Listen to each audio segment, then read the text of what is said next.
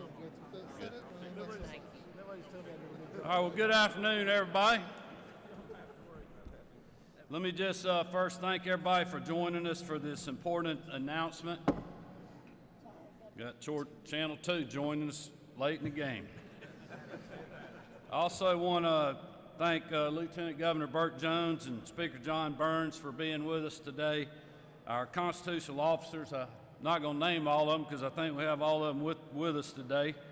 I certainly want to thank the leadership in the House and Senate from the Republican majority caucuses that are here with us today. Just cannot thank the General Assembly enough for their support in this effort, but also a lot of other things that we're working on. And one of those is our shared commitment to protecting Georgians from the disastrous effects of Joe Biden's failure to secure the U.S. southern border. We're also joined by just a great man, someone who has led our state with distinction, Major General Tom Carden of the Georgia National Guard. Thank you, General, for your service and for your folks. Director Chris Stallings of the Georgia Emergency Management and Homeland Security Agency, and General Carden and Director Stallings have done a lot of great work on behalf of our state, and I just want to thank both of you guys for your response in a lot of different ways over the last 5 years. I also want to recognize and thank the proud members of the Georgia National Guard who are with us today. Thank y'all for your service.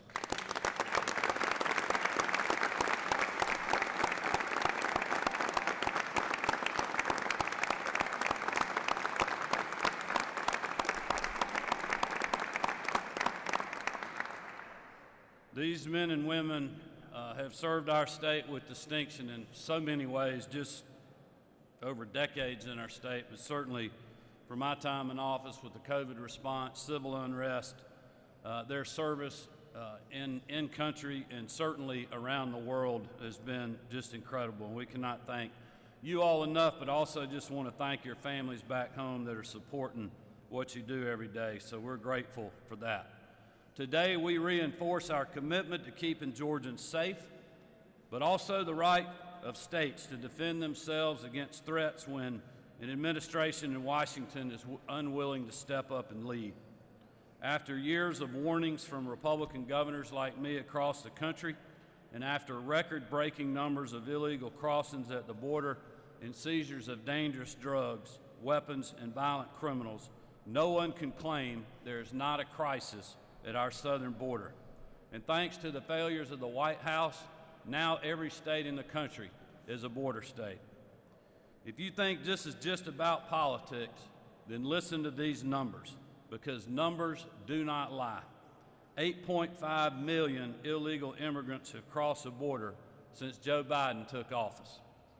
The Border Patrol arrested almost 250,000 people crossing the southern border in December alone, a new all-time high, up 13% from the previous record. 169 people on the FBI terror watch list were encountered at the southern border in fiscal year 2023 alone. This is an all-time high record. And as a result of the Texas Operation Lone Star efforts, they have seized 56,000 pounds of meth, over 458 million doses of fentanyl, and over $51 million in illegal currency.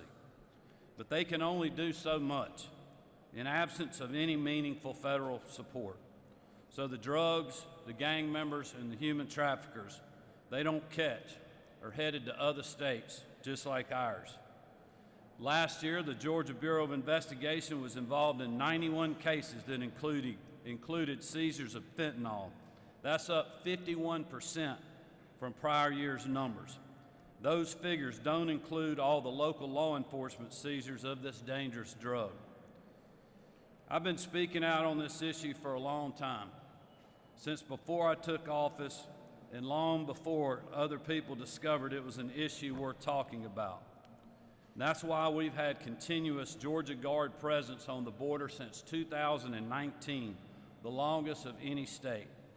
And it's why I was proud to stand alongside fellow governors not long ago in Eagle Pass, Texas, and reaffirm Georgia's commitment to helping secure our border when Joe Biden fails to act. To be clear, the crisis on the border is a national problem, and it demands a national solution.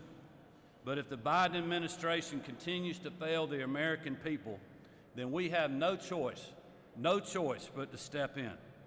Therefore, I'm announcing today that in addition to the Georgia Guardsmen already stationed at the border, we will send reinforcements to Texas this spring who will assist with the construction of a forward command post on the border with Mexico.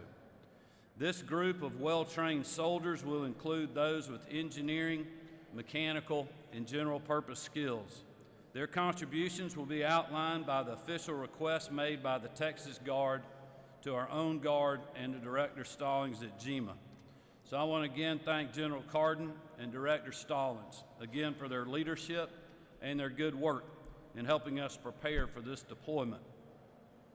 Let me close by saying that this is not a partisan issue. You heard the numbers for yourself. This is a public safety and a humanitarian crisis caused by Joe Biden's failure to act. The crisis is ruining lives, families, and whole communities overrun by the challenges it brings.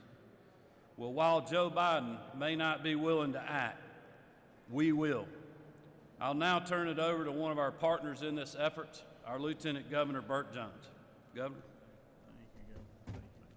Thank you. Thank you, Governor, and thank you, Speaker, First Lady, and all members of the Senate and the National Guard as well. As the Governor said, we have a crisis on our hands. We have a crisis at our southern border that has been going on for quite some time now. While they say it is 9 million illegals who have come across the border, the truth of the matter is we really don't know how many have come across. We really don't know what that number is. But I want to applaud Governor Kemp for standing with Texas, standing with Governor Abbott, and I want to applaud the General Assembly as well as the Speaker for standing with the Governor and Texas on this issue, because what we're seeing here in the state of Georgia is an influx of people from human trafficking to drug trafficking to everything that is reprehensible under the sun. And you know, when you have kids that are being brought here displaced from family members, it becomes a strain on our agency. And our Commissioner Gross, I know with our DFAC system, is working very hard to place kids that have been separated from their families. And it is one of those things that we're going to have to continue to work with because of the fact that the Biden administration has totally failed our country as a whole by not doing the right thing and enforcing our immigration laws and shutting down the border. And so we have been forced, the state of Georgia, along with other states, have been forced to take it into our own hands. And like I said, I want to applaud Governor Kemp for his efforts and his leadership on this. And we're lucky to have such a good, strong governor and good partnerships with our legislative branch that allows us to be able to do this for the state of Texas. And I look forward to working with the Speaker of the House, which I want to turn the podium over to right now. So, Speaker. Thank you, Lieutenant Governor. Governor? Well, good afternoon. It's a great day to be a Georgian and a great day to be an American. I can assure you of that. I want to thank my colleagues in the House and colleagues in the Senate, Lieutenant Governor Jones, the National Guardsmen, men and women that are here, and the leadership for supporting our governor, who's doing the right thing. Thank you, Governor Kemp, First Lady. We appreciate you both. You know, it's hard to believe, but 4 years ago, this country had a secure border. I want to share a quote with you. I'm going to let you decide where it came from, then I'll tell you. We simply cannot allow people to pour into the United States undetected, undocumented, unchecked, and circumventing the line of people who are waiting patiently, diligently, and lawfully to become immigrants in this country. Those words certainly ring true today, but it might surprise you to learn that President Barack Obama was the one who said them. The simplest fact of the matter is that the massive increase in illegal immigration we have seen in this country is not a red state issue, it's not a blue state issue, it is an every state issue, and that includes us right here in this great state of Georgia. And beyond the humanitarian and public safety concerns, the data reveals just how economically harmful this crisis has been. According to one report I've seen, illegal immigration is costing Georgia taxpayers over $2.2 billion each year. And as the federal government continues to pour billions into cities and communities struggling to handle this influx, if just for a fraction of those funds went to border security, we wouldn't be dealing with this issue. I don't believe that the American people will stand for this. The people of Georgia will not stand for this. And the Georgia House will not stand for the lawlessness and chaos going on at our southern border any longer. That's why today the House was proud to pass House Resolution 1019. Two of my colleagues, one was a sponsor, one was a huge supporter. Chairman Stephen Saines, the sponsor. My dear friend, Chairman Rick Jaspers, was a huge supporter. House Resolution 1019 affirms our support for the state of Georgia and for Governor Kemp to engage in this crisis, send support and resources to Texas to help stop this massive flow of illegal immigration into our country. Governor Kemp, we've got your back. And under your leadership and with the support of the Georgia House and Senate, our state will continue to stand strong against illegal immigration and for legal immigration in this state and this country. Governor Kemp, I return the podium to you. Well, thank you, Speaker. Thank you for your support. Thank you, Lieutenant Governor Jones, or members of the General Assembly that are with us. And again, thank you to Director Stallings, General Cardin, and our men and women, our National Guard. We'll open it up for a few questions. Governor, do you have a ballpark estimate for how many National Guard troops will be sent to the border? How much it would cost the state? Yeah, it's probably going to be, we got 29 people down there now. We're thinking that it'll be somewhere between 15 and 20 for what they're asking for. So obviously it's not going to be a huge cost for us. But look, we are responding directly to what Texas is asking us for, and that's what Director Stallings and General Cardin will be working on. We'll get that request in writing and be ready to respond. I will say there is a lot of states that are stepping up, a lot of Republican governors that are stepping up to offer assistance because they, like me, believe that we just have to do this when we have a president that will not act.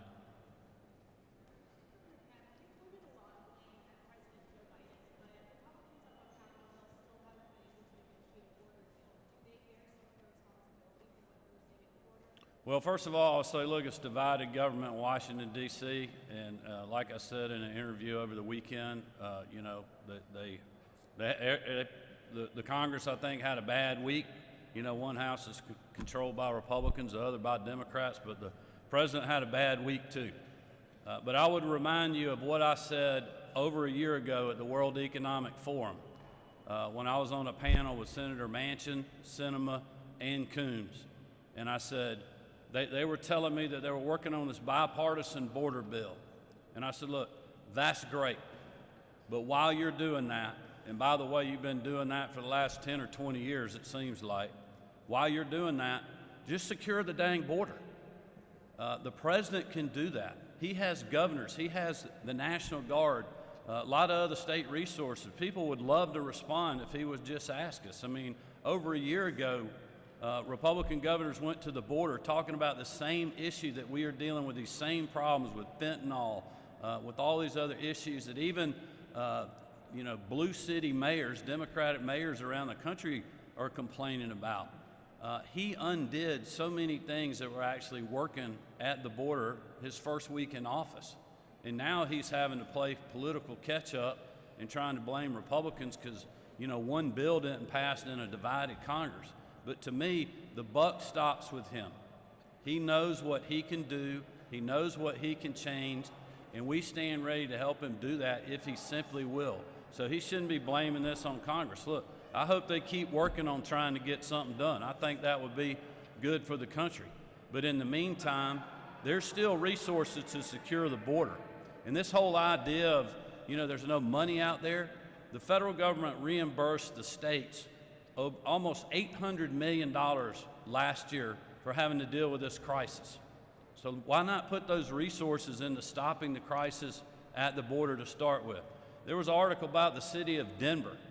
They have 3,000 more kids in their school system to the tune of costing almost $20 million because of the number of unaccompanied minors and kids that are now in their school system. They had, I think it was 9,000 or 10,000 visits to their hospital because of the rise of illegal immigrants that are in the city.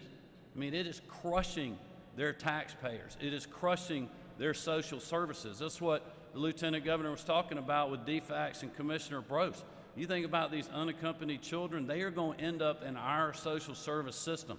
And it's going to be the Georgia taxpayers that are having to pay for it because we have a president that will not act at the border.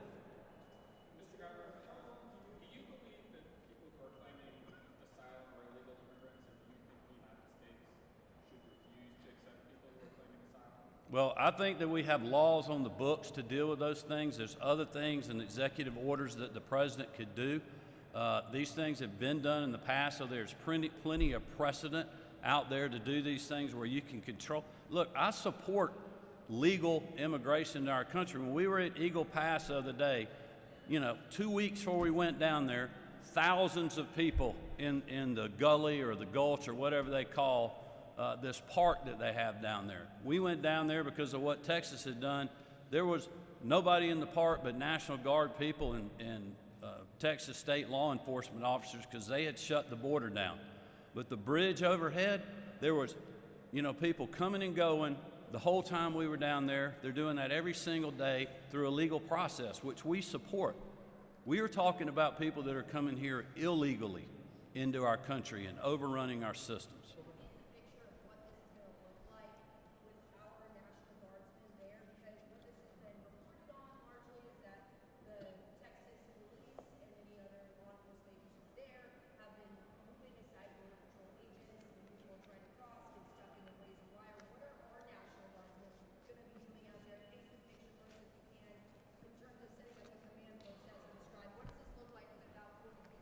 Well, I would say that, we're going to be doing engineering, kind of setup type work. So, our National Guard's not going to be going and arresting people. We don't have those powers.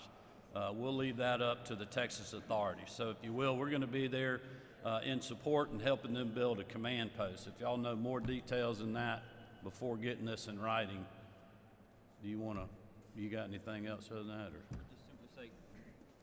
Our response to Texas is going to be at their request. Whatever they're going to need from us, I would describe our services more of wraparound services, which will be in support of their forward-facing mission, and our job will be to support them, to stand ready. Of course, Major General Tom Cardin and his team will always respond as needed with manpower, but more specialty needs in the area, as the governor mentioned, in providing shelter, structure, those type situations. And I would just add, too, that in the past, I think one thing I learned when I went to the border, when we had a team down there that was helping, they were helping the Border Patrol service their vehicles. If they got torn up, they would fix them. If they need service and oil change, new tires, whatever, they would fix them. They were doing surveillance work. We were flying, helicopter missions, locating folks. So we're trying to free up the Border Patrol to simply do apprehensions and do a lot of that back-end work, that they're not having to do that and, deal with illegal people coming across the border. And so that's really what I think Texas is looking for now. But look, they're going to have a lot of resources down there to help them from a lot of different states. So we're really looking at them for directions on, number one, what they need, but number two, on timing. Because we want to make sure when we send our folks down there that they're going to be productive and they're going to get work done, and then we'll bring them back home.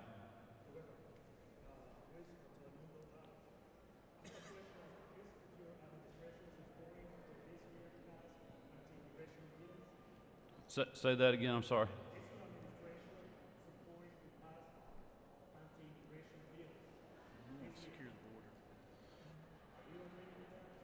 You talking about what's going on in Washington, D.C. or here in Georgia?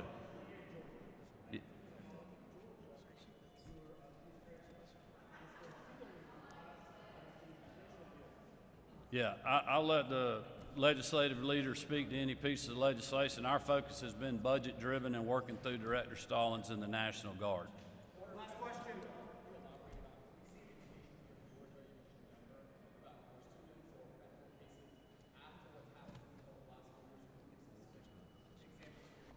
Yeah, and I had the figure in my remarks that we've seen, I think, a 50% increase in the number of fentanyl cases that just GBI is dealing with. That's not talking about local law enforcement. So definitely taxing our system. Commissioner Brose actually reached out the other day after reading an article that she sent to me about the number of unaccompanied minors that are coming across and what that is going to do to our foster care system, our social services network. You can imagine what that is in other parts of the state. I mean, in some ways, we've been fairly lucky in Georgia that we're not dealing with influxes like they certainly are, in places like Texas and Arizona, or also where individuals are now being shipped to places like, whether it's New Jersey or somewhere like Denver, which is why we're responding, which is why, I would just leave you with this message. Look, we want to support helping secure our border. This is a national crisis. It's a national issue. Every state is a border state. But we realize the way to deal with this is for President Biden to act. We stand ready to work with him if he would simply just do that. And that's what we are begging that he do. Thank y'all for being with us.